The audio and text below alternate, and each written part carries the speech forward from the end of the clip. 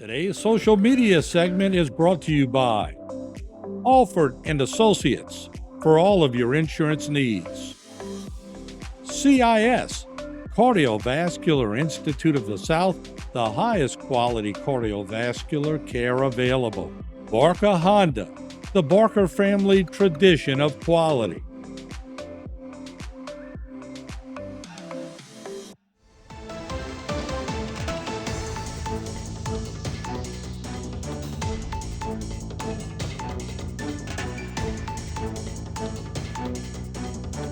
Everybody, welcome back into Bayou Time. Harry McCullough here. Big event this Sunday. It'll be April 21st, 2 p.m. at the Houma Courthouse. It's Louisiana Drug Epidemic Walk Across America. If you've seen it lately, her name is Lily Harvey. She's going to 43 different areas. Well, she's going to a lot of different areas carrying 43 banners of people that have been part of the drug epidemic and how we are battling those types of things. It's called a S.A.R.A.H event, and it'll be this week. And here to talk a little more about it, Renee Bertneau is the founder of S.A.R.A.H. Yes. She's here with Monique Dean and Brad Babin. You guys are both part of the organization. So thank you guys for being with us. Thanks. Renee, tell me a little bit what S.A.R.A.H is, first of all. S.A.R.A.H started after I lost my daughter, Sarah, 6 years ago to a fentanyl poisoning.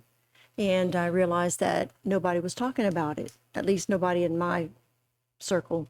And so I decided to put a voice out there, you know, to people who have lost loved ones to addiction, to help people, to direct them to find hope and where to get help if they are in addiction. I certainly didn't know what to do when my daughter was battling addiction. So I got together with a few people and we just started our S.A.R.A.H event, S.A.R.A.H standing for Seeking Action, Raising Awareness and Hope. Yeah. And so Millie Harvey is Lily's daughter. And that's one of the banners. It's 43 banners she'll be carrying. So what will people see if they come out on Sunday? We're going to have testimonials of people in recovery. We're going to have information on addiction. We're going to have, like you said, the banners memorializing people that we've lost in Louisiana to addiction. There's also going to be free Narcan. There's going to be free Narcan test strips. And we're just going to be out there. And we really want the community to come together, especially those in recovery, to come and join together in camaraderie. That there is hope that people can come out of addiction into recovery. Yeah, and it's a good way. And Monique, let's talk a little bit about your journey. You're going to be there this weekend. 12, 13 years now that you've been in recovery. Tell me a little bit about what an event like this means and just what this journey has been for you. What it means to me is getting, like she said, awareness out there. I think that whenever you're stuck in active addiction, a lot of times we don't know what to do to get out of it once you're so far going into it. So just taking away some of the excuses is what I like to call it, taking people's excuses away and showing that there is help out there, that you can get better, that you can come from this.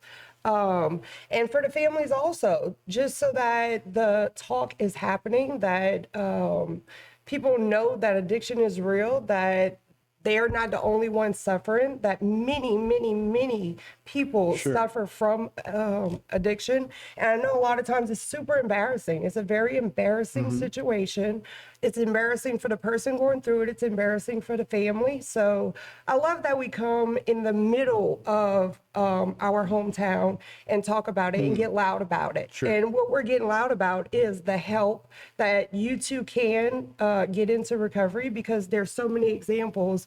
And we see or hear a lot of times whenever people are overdosing or dying, and we hear those numbers, I believe more than we hear the numbers of people who are actually getting into recovery and getting better. Right. And I get to see that side of it. It's like 100,000 people nationwide the last couple of years. So yeah, there's excuses, but there's also answers, right? And that's what you were saying. And there you can get into recovery and make a difference. Brad, for you, it's 3.5 years now.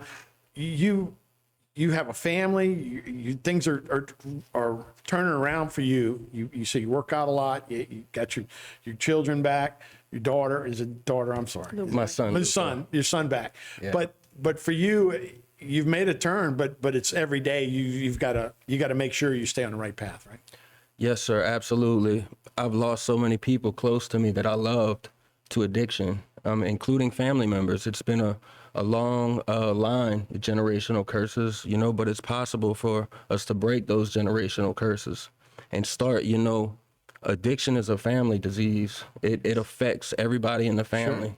Sometimes it's harder or just as hard to it's love easier an for the addict person going through it almost than the family members have to deal with it. as it is to be an addict, man. And I'm so grateful today.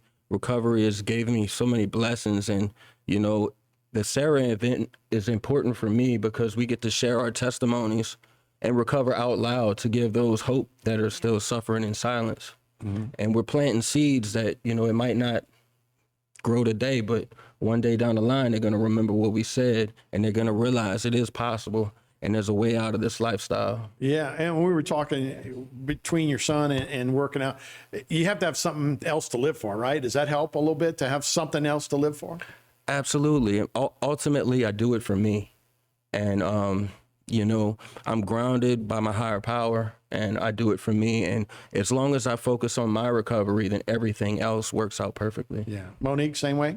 Yeah, I think actually a lot of people think of it that way, that it helps to have something else to live for, but being in recovery, honestly, like it has to be about me. It really does. Like I have to want to recover for me over anyone else. It really does. I hate to say it that way. That's the honest truth. That really is. And I believe that it gives nobody else is doing it for you. I never would have done it solely for my children, solely for my family. Right. Like that's only a motivation. I believe that the addict, the person themselves, they have to have enough of themselves. And that's got to be like the number one focus, especially when you're first getting into recovery. I think that's really important to say. Well, appreciate it. Yeah. So Brad, Monique, Renee, thank you guys so much for coming in. We'll see you all this Sunday. Yes, thank you so much. Appreciate it. We'll be right back. More Bite Time right after this.